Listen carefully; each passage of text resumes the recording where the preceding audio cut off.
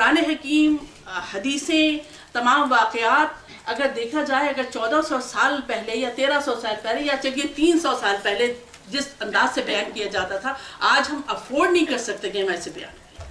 اگر ہم آج ویسے اگر ہم ویسے بیان کریں گے تو ہم آج کے ذہن کے لحاظ سے irrelevant ہو جاتے ہیں، ہم ریلیشن نہیں بنا پاتے آج کے ذہنوں سے۔ خصوصاً ہماری تو پھر بھی تربیت پاکستان میں ہوئی ہے، ہماری کنڈیشننگ پھر بھی بہت کچھ ایسی ہے کہ ہم لوگ اس کو رائٹ پرسپیکٹو میں دیکھ لیتے ہیں، لیکن بچوں کے لیے آپ کو پڑھنے کے لیے سب سے پہلے آپ کو انالیٹیکل ہونا پڑتا ہے، سب سے پہلے آپ کو چیزوں کا تجزیہ کرنا پڑتا ہے، اس کے بعد اپنے خیالات کو آپ پیش کریں تو ان کے ذہن میں ایک دفعہ ایک چیز ایسی در آئے، پینیٹریٹ کر جائے کہ اس سے سمجھے کہ ہاں یہ تو اتنی پروفاؤنڈ اور اتنی عمیق، اتنی گہری بات ہے کہ یقیناً پورے کا پورا فلسفہ، پورے کا پورا نظریہ اگر اس کیلیبر کا ہے اور اس طاقت کا حامل ہے، اس طاقت کو اپنے اندر رکھتا ہے، تو پورے کا پورا فلسفہ کریڈیبل ہو جاتا ہے۔ یہ ہماری اور آپ کی ذمہ داری ہے کہ ہم آج کے بچوں سے بات کریں تو ان کے ویو لینتھ پر آ کر بات کریں، تاکہ ان کو ہماری باتیں سمجھ میں آئے اور ان کو آج کی دنیا میں اس کو عملی طور پر اس کو پلیس کر سکے کہ ہاں یہ کیوں ضروری ہے۔ مرتبہ صلوات۔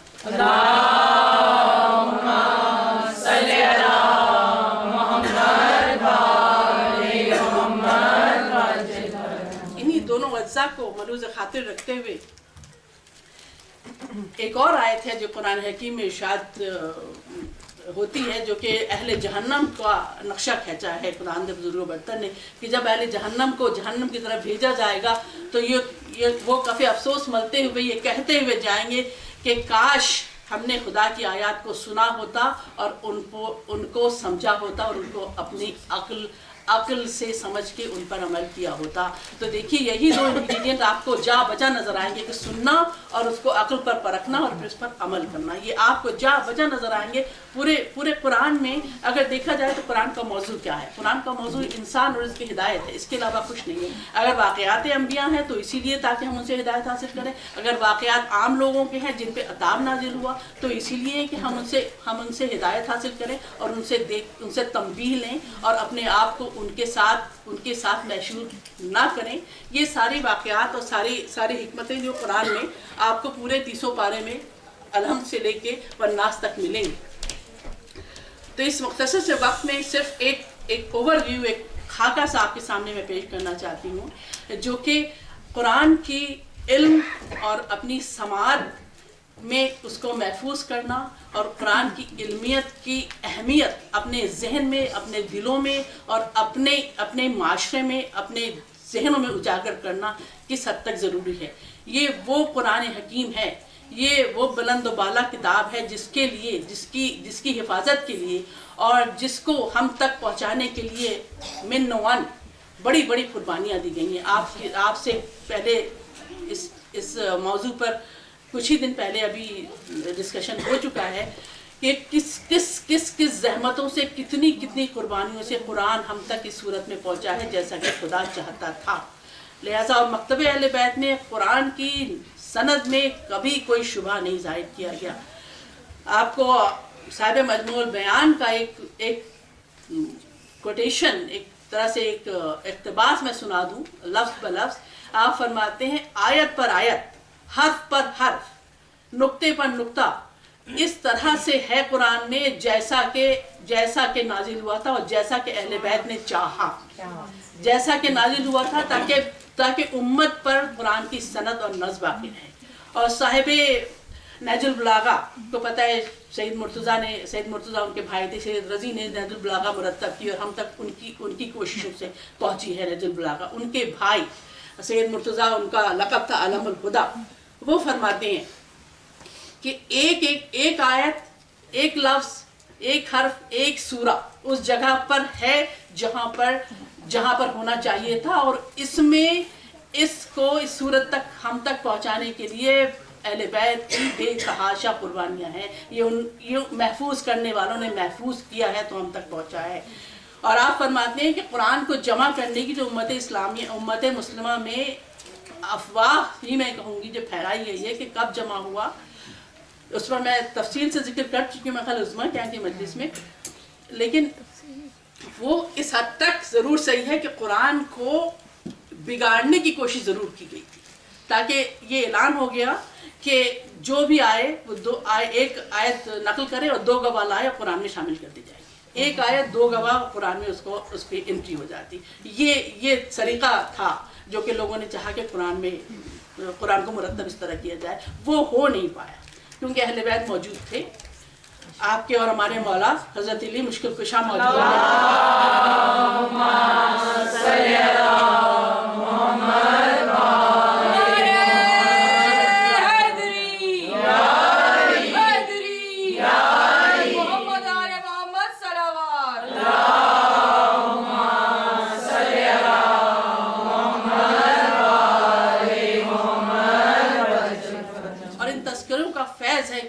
آپ کے سب کے ذہنوں میں وہ جملہ مولا علی کا اس وقت واضح ہو گیا ہوگا, روشن ہو گیا ہوگا کہ آپ نے کہا کہ جب تک میں قرآن کو جمع نہیں کر لیتا جب تک میں اپنی دوش پر ریدا نہیں ڈالوں گا. یہ آپ نے فرمایا تھا. پھر آپ نے قرآن کو مرتب کیا. جمع تو تھا ہی لیکن بہرحال آپ کو شان نزول اور ہر ساری تفصیل کے ساتھ اس کو ایک طرح سے امت کے سامنے لانا تھا. یہ قرآن کی اصل جمع اور اصل اس کی حفاظت کی تفاصیل ہیں. اسی سلسلے میں اگر آپ دیکھیے تو علم اور سماعت دونوں کے لیے اتنا زور اس لیے دیا گیا ہے کہ جہاں علم میں کمی ہوئی وہیں ایسا محسوس ہوتا ہے کہ آپ نے وہ ارتباط وہ کنیکشن وہ چیز ختم ہو گئی جو آپ کو حفظ مراتب سکھاتی ہے. ایک چھوٹی سی مثال ہے, علامہ رشید ترامی نے کوٹ کیا ہے ایک مجلس میں. اس کو بہت پرانی مجلس ہے اور قرآن علم ہے کے عنوان سے اس کا اشرا ہے اور میرے بہت عزیز دوست کی عنایت سے مجھے یہ ملی ہیں خزانہ. اس میں آپ ارشاد فرماتے ہیں کہ جو کچھ بھی ہم نے دیکھا اپنے زمانے میں بلکہ 12ویں 13ویں صدی ہجری میں کہ مختلف فقہ آئے اور امام احمد ابن حنبل اور تمام لوگ بڑا مسلمانوں کا بڑا فرقہ حنبلی ہے, مالکی ہے, سعودی عربیہ پورا مالکی ہے اور سب سے بڑا فرقہ حنفی ہے. حالانکہ یہ بات بعد میں ہوئی 200 ہجری میں. آخری امام احمد ابن حنبل ہیں میرا خیال ہے جن کے 221 ہجری میں, اور آپ سے کے ارد گرد باقی فقہا آتے ہیں, فقہا اہل سنت مجھے کہنا چاہیے. لیکن حضرت امیر المومنین نے 40 ہجری میں آپ کی رحلت ہوئی ہے, اسی سے کچھ دن پہلے کی بات ہے کہ آپ نے یہ قول ارشاد فرمایا جو نہج البلاغہ میں محفوظ ہے. آپ فرماتے ہیں کہ یہ وہ قوم ہے جس کا خدا ایک ہے, جس کی کتاب ایک ہے, جس کا نبی ایک ہے, مگر ان میں سے اگر 2 فقہا کے پاس آپ جائیے تو ایک فقی جو حکم لگائے گا, جو آپ کو حکم دے گا, اسی اسی مسئلے کو لے کے کسی دوسرے فقی کے پاس جائے اس کے بالکل اپوزٹ, بالکل اس سے متضاد آپ کو ملے گا. تو آپ نے فرمایا, اس کے بعد آپ فرماتے ہیں آپ نے 5 سوال متعین کی. 5 سوالات ہیں بڑا مشکل کشا کے. آپ نے کہا تم اگر اس کے متعلق سوچو, جب کتاب ایک, نبی ایک, خدا ایک, تو ڈفرینس اوپینین کی گنجائش کہاں سے رہ سکتی ہے؟ کیا یہ لوگ سمجھتے ہیں کہ خدا نے ہمیں اختلاف کرنے کو کہا اور ہم اس کی اطاعت کر رہے ہیں؟ ایک سوال. دوسرا سوال کہ کیا خدا نے ہم سے اطاعت کرنے کے لیے کہا اور ہم اس سے اختلاف کر کے معصیت کا ارتکاب کر رہے ہیں؟ نمبر 3, کیا یہ لوگ سمجھتے ہیں کہ خدا نے دین کو ناقص نازل کیا اور یہ اس کی تکمیل کر رہے ہیں؟ یا یہ لوگ سمجھتے ہیں کہ خدا نے دین کامل نازل کیا اور معاذ اللہ حضرت اس کی تبلیغ نہیں کر سکے؟ دیکھیے, اگر آپ انالائز کریں کسی بھی چیز کو تو یہی چیزیں سمجھ میں آتی ہیں. پھر آخر میں بڑا عجیب جملہ آپ ارشاد فرماتے ہیں. آپ فرماتے ہیں کہ یہ لوگ یا تو ان چاروں میں سے کوئی رائے ہے جو کہ رکھتے ہیں, جبکہ مذہب کے مسائل میں آدمی انڈیور کرے گا, اس میں انٹرفیئر کرے گا اور اپنے قیاس سے, اپنے عقل سے, ناقص عقل سے حکم لگائے گا, تو یقیناً ان چاروں میں سے ایک اس کا سپوزیشن ہوگا. اور چوتھے یہ کہ کیا یہ خدا کے کام میں شریک, 5ویں یہ کہ کیا یہ خدا کے کام میں شریک ہے, تو جیسا یہ اس کے احکامات کے بارے میں تفصیل करते जाएं और अहकामात को अपनी मर्जी से मोड़ करते जाएं, खुदा उनके साथ साथ उनका हमख्याल होता जाए और उनके साथ रजामंद होता चला जाए। ये 5 आपने सवालात मुतय्यन किए। अब इस सवालात की गहराई को आप देखिए, ये फुक़हा कोई इस ज़माने में नहीं थे, ये 200 साल पहले की बात है जब आपने ये इरशाद फरमाया। और अगर उस आईने में उम्मत और हम अपना चेहरा देखना चाहें तो कितनी तज्जियाती और कितनी बिल्कुल टू द पॉइंट गुफ्तगू है। कोई ऐसा फ़लसफ़ा नहीं है, कोई ऐसी बड़ी बात नहीं है कि किसी के समझ में ना आए। बिल्कुल साफ साफ और इस तरह से वाशिगाफ अंदाज में बात की है कि इंसान सोचने पे मजबूर हो जाए कि वाकई क्या खुदा का दीन नाक़िस था और हमें उसको कामिल करना था, या खुदा का दीन कामिल था लेकिन हज़रत ने माज़अल्लाह उसकी तबलीग ठीक से नहीं की, पूरे पैगाम हम तक नहीं पहुँचाया, या कि हम खुदा के काम में शरीक हैं कि उसका दीन आ गया, अब हमें उसके माने मतलब निकाल के लोगों को समझाना है, अपने हिसाब से बताना है।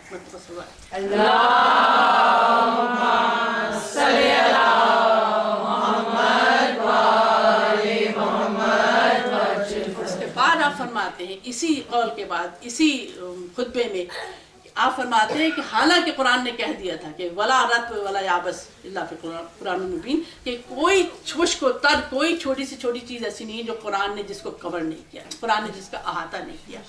और कुरान का ज़ाहिर, आप आगे फरमाते हैं कुरान का ज़ाहिर अजीब है और बातिन अमीक है। कुरान का ज़ाहिर अमेजिंग है, आपको हैरत में मुब्तला कर देगा। और अगर कुरान के आप दिल में जाइए, उसको देखिए, उसके दिल में, उसके जिगर में उतर के मफहूम के इंतहा तक पहुंचना चाहिए, तो कुरान में इतना इल्म है, इतना खजाना है इल्म दानिश का कि ता क़यामत इंसान ढूंढता रह जाए और इल्म की नई नई राहें उससे खुलती चली जाएगी।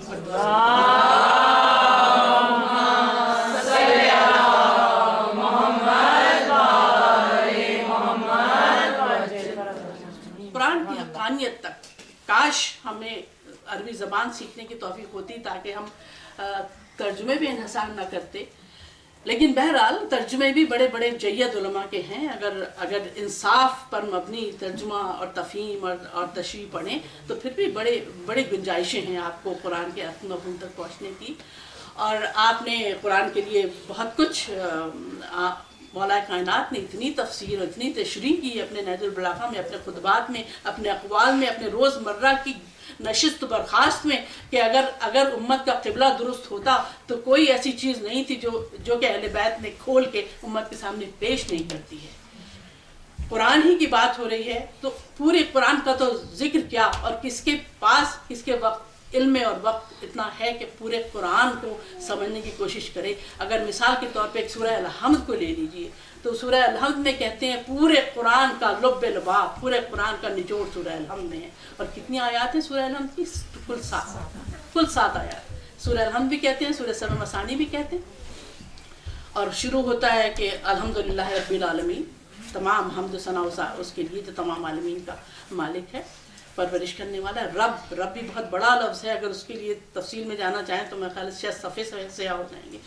और इय्याका नअबुदु व इय्याका नस्तईन, हम तुझी से मदद मांगते हैं, हम तेरी इबादत करते हैं, तुझी से मदद मांगते हैं। और इय्याका नअबुदु व इय्याका नस्तईन का सीगा ही ऐसा है कि उसमें सारी इंसानियत को मोहित कर लिया गया है। ये सिर्फ मुसलमानों की तरफ से, सिर्फ अहले इस्लाम की तरफ से नहीं है। इय्याका नअबुदु व इय्याका नस्तईन, इसलिए मैं ये कहने में हक़ बजानिब इसलिए हूँ कि इससे पहले वाली आयत आप देखिए, अल्हम्दुलिल्लाह रब्बिल आलमीन। जब आलमीन का रब है तो जाहिर है सभी उसी की मदद कर, सब उसी की इबादत करते हैं और सब उसी से मदद मांगते हैं।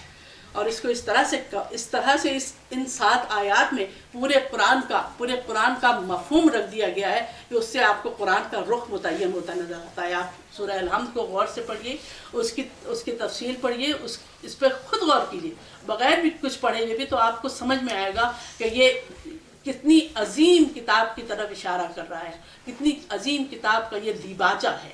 ये दीबाचा एक कलाम इलाही है। और सबसे खूबसूरत बात ये कि जब शुरू होता है वो ये सूरा तो बिस्मिल्लाहिर्रहमानिर्रहीम, उसके नाम से जो कि रहमान और रहीम है। ज़्यादातर ये ऐसा होता है कि इंतसाब सूरे का किसी ऐसी जलील क़द्र हस्ती के नाम किया जाता है जिसका सिक्का जमा हुआ हो। आम दुनिया में तो हमने यही देखा। और ये सूरह इरशाद होता है खुदा अपने नाम से इंतसाब कर रहा है कि ये सूरह इंतसाब है उस खुदा के नाम जो कि रब्बुल आलमीन है। اور انتصاب ہم نے اس بسم اللہ کا ترجمہ کرنے میں ہمیشہ تمام دیکھا کہ شروع کرتا ہوں اللہ کے نام سے. علامہ اشتراوی کہتے ہیں شروع کے تو لفظ میں آتے ہی نہیں. اگر آتے ہیں کہ بسم اللہ الرحمن الرحیم اللہ کے نام سے شروع کرتا ہوں کا تو کوئی سینس ہے نہیں. ہم نے ترجمہ میں اپنے کو فیسیلیٹیٹ کرنے کے لیے شروع کا لفظ داخل کر دیا بسم اللہ الرحمن الرحیم, اللہ کے نام سے جو کہ رحمان الرحیم. بس اتنا ہی تو ہے نا, بے ہی تو ہے, اس کے علاوہ تو کوئی لفظ نہیں ہے جس سے شروع کرنے کا ترجمہ ہم لوگ کرنے میں بجانب. تو یہ انتصاب ہے, پورے قرآن کا انتصاب بسم اللہ الرحمن الرحیم. تو یہ وہ جلیل القدر سورہ ہے کہ جس پہ جو قرآن میں سب سے پہلا سورہ تھا, اور سورہ الحمد, سورہ سبع مثانی کہہ کے اس کو ہمیں سکھایا گیا, ہمارے سامنے اس کی قرأت کی ہے اور اس کی تفاصیل بتائیں جناب ختمی مرتبہ سے اور تمام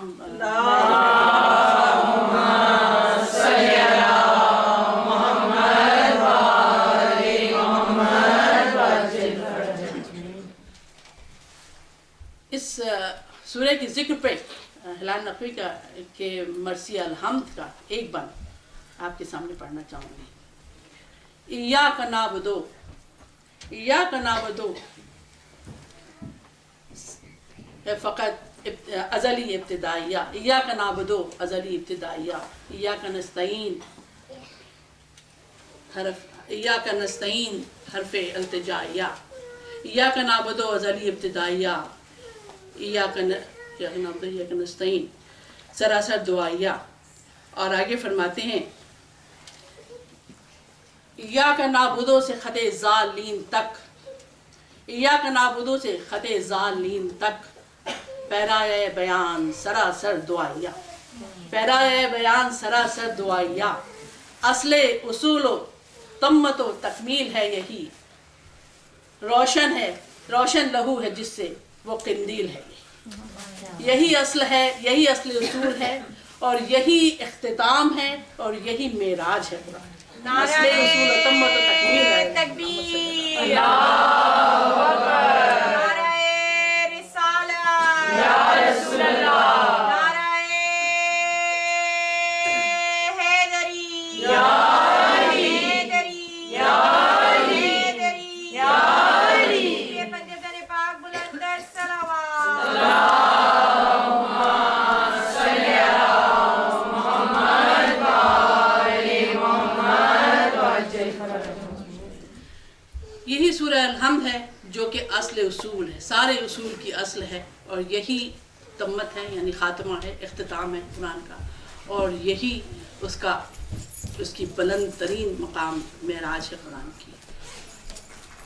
یہ سورہ الحمد کا ایک مختصر سا تذکرہ آپ کے سامنے قرآن حکیم کی طرف اشارہ کرنے کے لیے, تاکہ ہمیں اور آپ کو اس چیز کا ادراک ہو اور احساس ہو جو کہ ہم قرآن حکیم کو, ختمی مرتبہ کی ذات کو, اہل بیت کی ذات کا عرفان جتنا اس فرقہ اہل بیت میں پایا جاتا ہے آپ کو شاید کہیں نہیں ملے گا. بہرحال اس عرفان کو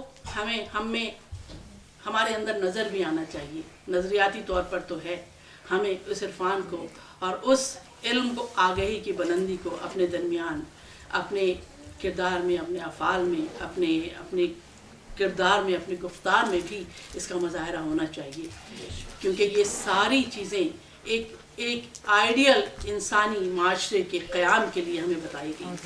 یہ صرف اور صرف ہماری عاقبت درست کرنے کے لیے نہیں تھا, بلکہ اسلام نے ہمیشہ یہ پیغام دیا ہے کہ یہ دنیا دار عمل ہے اور وہ دنیا دار آخرت, اسی کی یہ کھیتی ہے آخرت کمانے کی.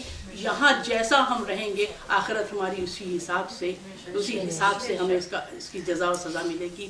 اور آپ کے لیے کتنے آپ کو اقوال اور اعمال اور سنتیں نظر آئیں گی کہ جگہ جگہ آپ نے ختم مرتبہ نے بتایا. ایک چھوٹا سا آپ کا قول ہے کہ اگر کسی کو پہچاننا ہو کہ وہ شخص کیسا ہے تو اس کی معاملت سے پہچانو. جب وہ تم سے انٹریکشن کرے, چاہے وہ بزنس ہو چاہے پرسنل ہو, جب وہ تم سے معاملت کرے تو اس سے تم انسان کی اصل کا اندازہ ہوگا کہ وہ کیسا ہے.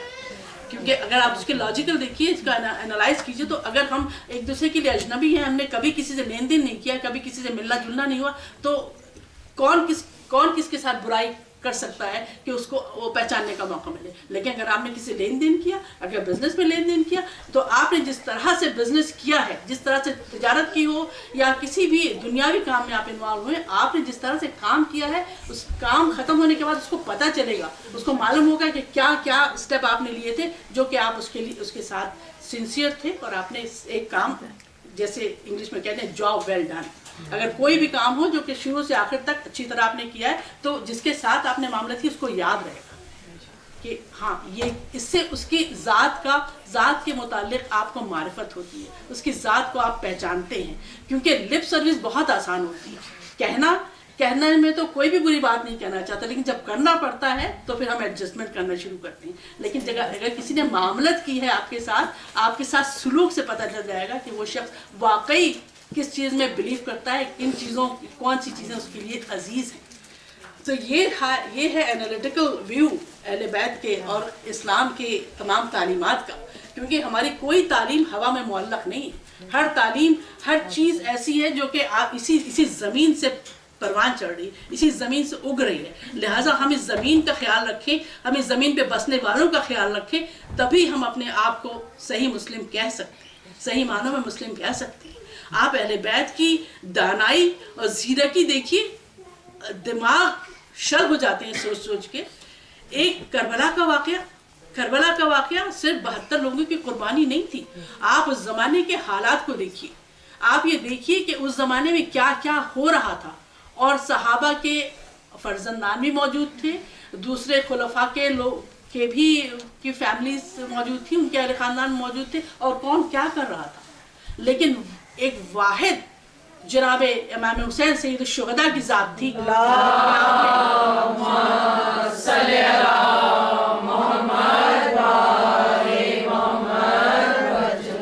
اپنے زمانے کی سیاسی, سماجی, نظریاتی ساری صورتحال کو اس طرح پرکھا, اس کا تجزیہ کیا, اور اس کے لحاظ سے اپنا جہاد شروع کیا. کیونکہ آپ نے دیکھ لیا تھا کہ اس زمانے میں ان حالات میں یزید کے خلاف اگر کوئی علم بغاوت بلند کرے گا تو یزید اس کے خلاف ایکٹ کرنے میں, اس کے خلاف اپنی فورس استعمال کرنے میں حق بجانب ہوگا. کیونکہ اگر آپ نے کوئی بھی, چاہے وہ حکومت جائز ہو یا ناجائز ہو, لیکن بہرحال نظم و نسق تو قائم ہے, لا اینڈ آرڈر تو ہے وہاں پہ, جو کہ حکومت کی وجہ سے ہے, چاہے اس میں کتنا ظلم ہو, کتنی زیادتیاں ہوں, کتنا بھی عدل و انصاف سے دور ہو, لیکن بہرحال لوگ میجورٹی تو چین کی زندگی گزار رہی ہے. جو کچھ نہ کچھ عدالتیں ہیں, جو کچھ بھی زمانے میں تھا, لوگوں کی سہولتوں کے لیے کچھ نہ کچھ تو کام ہو ہی رہا تھا. لیکن آپ نے اس سچویشن کو دیکھتے ہوئے عبداللہ ابن زبیر کی طرح بغاوت نہیں کی. کیونکہ ان کی بغاوت جو بعد میں کی انہوں نے, امام حسین سے پہلے تو کسی نے کچھ بھی نہیں کیا. جب واقعہ کربلا اتنا بڑا واقعہ ہو چکا, اس کے بعد کچھ لوگوں کے ضمیروں نے ان کو شاید کچوکے لگائے, اور عبداللہ ابن زبیر نے یزید کی بغاوت کی. اور آپ دیکھیے, اگر اس کی روشنی میں دیکھیے کہ کیا ہوا اس کے بعد, تو آپ دیکھیں گے کہ عبداللہ ابن زبیر کی بغاوت ہوئی واقعہ کربلا کے 2 سال کے بعد, 63 ہجری میں. اس کے بعد یزید نے خانہ کعبہ پر حملہ کیا. اس سے منجنیق, جسے آج کے زمانے میں بچوں کے لیے بات ہے, جیسے کینن, ہم توپیں کہتے ہیں, کیننز, اس زمانے میں بڑے بڑے پتھر باندھے جاتے تھے, وہ پھینکے جاتے تھے. خانہ کعبہ پر منجنیق برسائی گئی, آگ لگائی گئی. 63 ہجری اور پھر 64 ہجری میں واقعہ پورا ہوا مدینے میں. اتنی تباہی ہوئی, اتنے لوگ مارے گئے ہیں, ہزاروں, کتنی خواتین کی آبرو ریزی کی گئی. مدینے اور مکے کو مساکر کر کے رکھ دیا تھا. آپ نے جناب سید الشہداء نے اس چیز کو بھانپ لیا تھا. کیونکہ آپ کو کسی بھی اعلیٰ تو کیا کسی معمولی اقدام کی امید نہیں تھی. یہ لوگ وہ تھے جو کسی بھی لینتھ تک, کسی بھی حد تک جا سکتے تھے اپنے خلاف, اپنی حکومت کے خلاف کسی بھی ایکشن کو, کسی بھی اقدام کو کچلنے کے لیے. لہٰذا آپ نے ایسا کچھ نہیں کیا. آپ نے دیکھ لیا کہ یہ حکومت قائم ہے, اور عملی طور پہ آپ نے حکومت کی کوئی ایسی مخالفت نہیں کی کہ جس کی سے کسی کو جواز ملے کہ اہل بیت کے ساتھ اس وقت اس بہانے سے اہل بیت کو نیست و نابود کر دیا جائے. اور اس میں ہوتا یہ, اور میں آج کی مجلس میں اس لیے ضروری سمجھتی ہوں کہ چہلم ہو گیا اور تقریباً محرم اختتام پہ ہے. میں چاہتی ہوں کہ جب آج کی مجلس سے کم از کم ہمارے بچے اٹھیں تو ان کو اس واقعہ کربلا کی थोड़ी सी तज्जियाती उनके जहन में इसका अक्स हो कि क्यों हुआ और क्या हुआ। मजलूमियत की दास्तान तो बहुत तवील है, हम रो के मर भी जाएं तो उनकी मजलूमियत का हक नहीं अदा कर सकते, लेकिन आपको ये समझना चाहिए कि आपने ये किया क्यों। आपने तारीख को करेक्ट करना चाहा, आपने सिर्फ आप तारीख को देख रहे थे, आप ये देख रहे थे कि आज के बाद क़यामत तक जो नस्लें आएंगी उनके लिए कौन सा ऐसा कदम उठाया जाए कि उनका क़िबला दुरुस्त हो जाए। आपकी मैं बहुत दफ़ा पढ़ चुकी हूँ कि आपकी आवाज़ें नुसरत जो थी करबला रोज़े आशूर करबला के मैदान में सिर्फ आपके हाज़रीन के लिए नहीं थी, वो आवाज़ें नुसरत नस्लों के लिए थी, वो हमारे और आपके लिए थी, वो उन लोगों के लिए थी जो अभी इस दुनिया में मारिज़ वजूद में नहीं आए हैं। तो आप हुसैन तो तारीख देख रहे थे, शिद्दतशुदा तारीख देख रहे थे, आपकी बसीरत आपके नाना की बसीरत से मुत्तसिल थी, क्योंकि आप ये देख रहे थे कि मैं क्या करूं और किस तरह करूं ताकि ये हक और बातिल के दरमियान ऐसा खत फासिल कायम हो जाए कि जो हक का मतलाशी हो, जो हुर्रियत का मतलाशी हो, जो आज़ाद हो, जो हुर हो, वो मेरी तरफ आंख बंद करके आ जाए।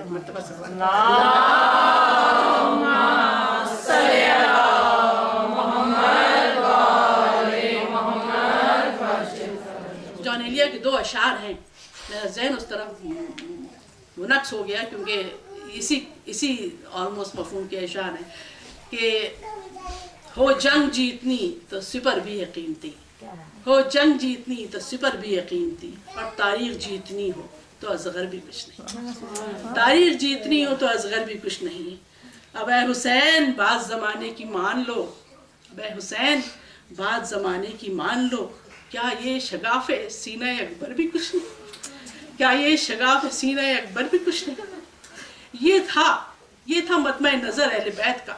तो हमें अहले बैत को उनके इतने मुस्तहसन इक़दाम पर उनको सही जगह पर रखने की तौफीक दे खुदा, क्योंकि इतना बड़ा वाक़या, इतने मोतबर हस्तियों की कुर्बानी, ये कोई अर्ज़ा नहीं था, ये कोई अर्ज़ा लहू नहीं था। भाई का एक शेर है, इतना अर्ज़ा नहीं हो सकता मोहम्मद का लहू, मेरे भाई का एक शेर है। तो ये इतनी बड़ी ये कुर्बानी थी कि उसको उसके सही पर्सपेक्टिव पर रखना वाजिब है, मेरे लिहाज से वाजिब है, फर्ज है कि हम उसकी गहराई में जाएं, अपने बच्चों को बताएं कि ये क्यों किया गया था, ये क्यों किया गया था। कि आज के ज़माने में भी अगर आप इंटरनेट खोलिए, कोई भी चीज़ देखने को क्या खुराफात है जो कही जा रही हैं और क्या कुछ नहीं कहा जा रहा। हमें इरफान होना चाहिए इस वाक़े का और उन हस्तियों का जो उस वाक़े का इस वाक़े का मूजिब बनी।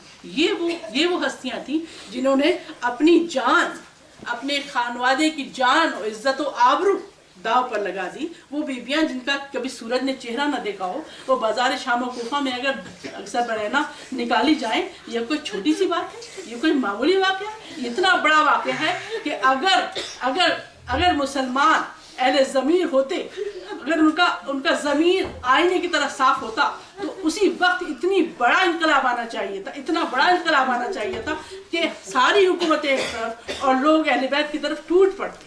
इसीलिए इंतज़ाम उसका भी था कि अगर तौफीक हो मुसलमानों को तो आपका चौथा इमाम मौजूद है, आपका चौथा इमाम मौजूद है। हिदायत के रास्ते बंद नहीं थे उस वक्त, चौथा इमाम मौजूद था। ये वाक़या था, ये इतना बड़ा वाक़या था तारीख का कि उसको हमें उसी के पर्सपेक्टिव में रखना चाहिए था। लिहाजा इमाम हुसैन का तज्जिया बिल्कुल सही था। आपने हुकूमत को एक बिटर पिल समझ के, एक कड़वी गोली समझ के तस्लीम कर दिया था। जिस चीज़ को आपने नहीं तस्लीम किया कि उसको इंडोर्स करने के लिए, आपने जिस चीज़ को नहीं तस्लीम किया इंडोर्स करने के लिए आपसे बैत का सवाल ना किया जाता। इमाम हुसैन खामोशी से हिदायत करते रहते, लेकिन सवाल बैत ने न सिर्फ ये कि इमाम हुसैन के पूरे ख़ानदान को शहादत की तरफ धकेला, बल्कि उसके पूरी की पूरी जिम्मेदारी कोई मौर्रिख नहीं कह सकता कि जिम्मेदारी की यजीद पर और अहले बनु उमय्या पे नहीं आती, क्योंकि ये वो इक़दाम था जिसकी वजह से आप रसूल खुदा की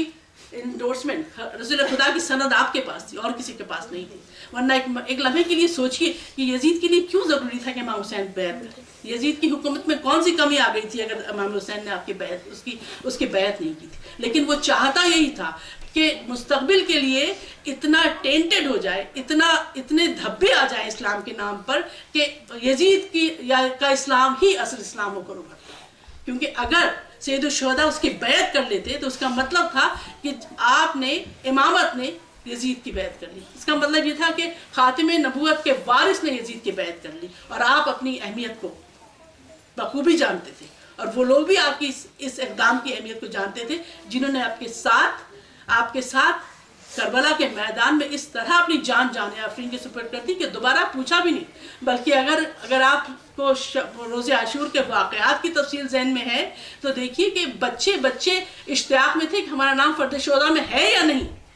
उस वक्त कोई छोड़ के जाने वालों में से नहीं था, बल्कि लोग अफसुर्दा हो रहे थे, छोटे छोटे बच्चे, कि हमारा नाम फ़र्द शुहदा में है या नहीं, हम आपकी नुसरत करेंगे कि नहीं करेंगे। ये फिक्र थी, ये फिक्र नहीं थी कि अपनी जान बचाएं और अपनी हिफाजत कर लें। हालांकि शब आशूर आपने शमा गुल करके सबको इजाज़त दी थी, बल्कि कहा था कि देखो ये मेरी जान के दुश्मन है, इनको मुझसे तारुज़ है, इनको सिर्फ मुझसे दुश्मनी है। अगर तुम लोग चले जाओ तो तुमसे कोई तारुज़ नहीं करे, इनको सिर्फ हुसैन का सर चाहिए। लेकिन कोई आपके अहबाब व अंसार व अइज़्ज़ा में से कोई आपको छोड़ के नहीं जाता। ये वो ग्रोह था जो कि इंसानियत की हिदायत के लिए मुंतखब किया गया था।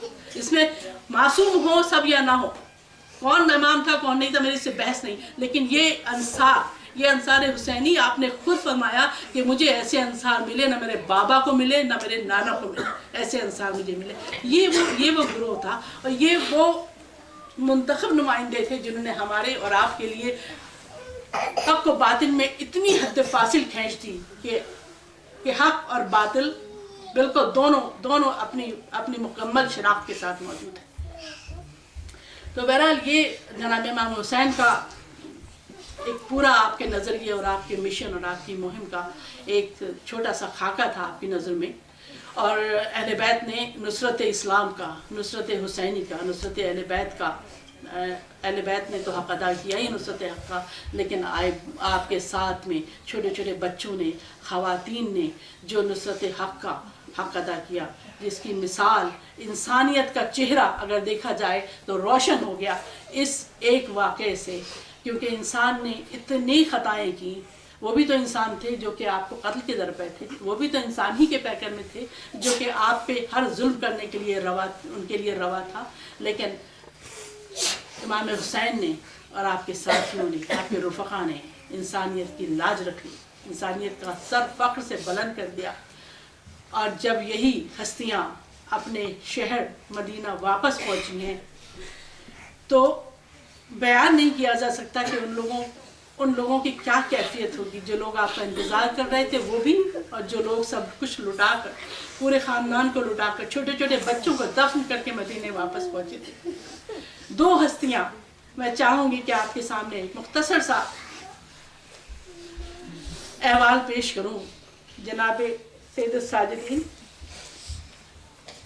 उस ग्रोह में से जो कि मदीने गया था, और जनाब मेरा बाप वहाँ इस ग्रोह से दोनों, एक खातून और एक जनाब सैयद सज्जाद का, जब आप तशरीफ़ ले जाते हैं, कुछ ज़माना भी हो गया और आपसे लोग पूछा करते थे, आपने बहुत दफ़ा सुना होगा कि सबसे ज़्यादा मसाइब आप पर कहाँ होंगे, तो आप फरमाते थे कि दफ़ा शाम, करबला नहीं कहा, शाम कहा, क्योंकि शजाअत तो इस घराने का शार था, वतीरा था। करबला में शहादत नसीब हुई थी, लेकिन शाम में असीरी का सामना करना पड़ा, बेपर्दगी का सामना करना पड़ा। शामी का एक वाक़या है, शायद ये चीज़ भी मौला के ज़हन में हो, जब आपने शाम का नाम लिया हो, कि शाम के बाज़ारों में, कूफे के बाज़ारों में अहले बैत का काफ़िला ले जाया जा रहा था, कशा अहले बैत को कूफे के बाज़ारों में ले जाया जा रहा था। शाम के दरबार के रास्ते में थे कि एक मर्तबा सारे शुहदा के सर अलम थे। एक मर्तबा एक जवान, देखने वालों में, तमाशाइयों में एक जवान था, उसकी नज़र पड़ी जनाब हबीब इब्न मुज़ाहिर के साथ। उसने अपने दोस्तों के साथ मौजूद था। उसने अपने दोस्तों को कहा, ये तो मेरे बाबा का सर लगता है। जब मालूम हुआ कि हाँ हबीब इब्न मुज़ाहिर सैयद शुहदा के साथ शहीद हुए, शहादत के मनसब पर फायज हुए, तो उसने अपने दोस्तों के साथ मिलकर ज़बरदस्त हमला किया लश्कर पर, और यजीद के उमर साथ के इब्न ज़ियाद के सिपाही तितर बितर हो गए। उसने अपने बाबा का सर लिया और चला गया, और जाते जाते एक जुमला कहा कि जिसके वारिस मौजूद होते हैं उसके सर की तशहीर ऐसे नहीं की जा सकती। और मेरे मौला 25 या 27 साल का जवान ये सुन रहा हो कि जिसका वारिस जिंदा हो उसके सर की तशरीह ऐसे नहीं की जा सकती।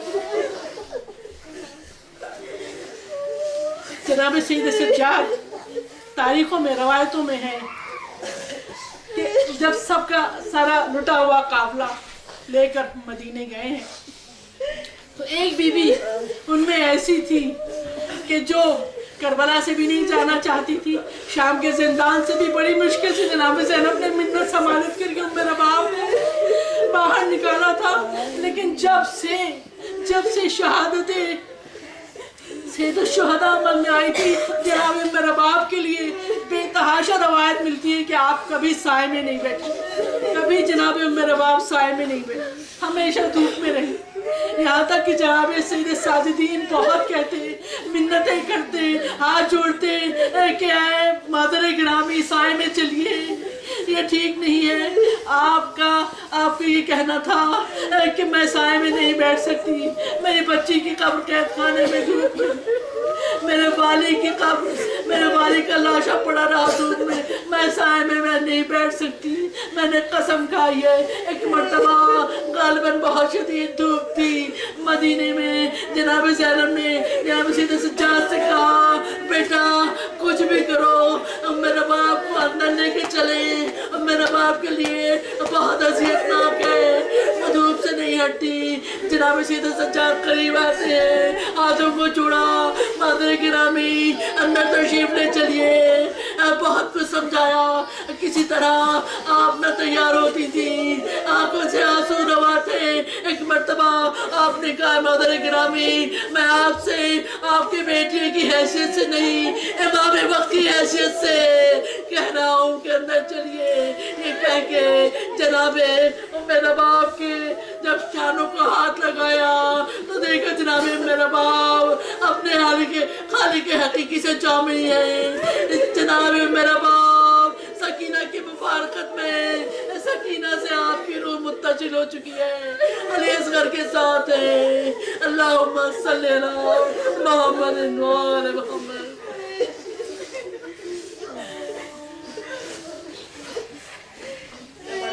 हमारे मुत्तसिल से तस्वीर हमें अहले बैत की सही मार्फत तो अब ये कदा फरमाएं और हमें उनकी सुन्नत पर, उनके शार पर चलने की तालीम और तौफीक अता फरमाएं।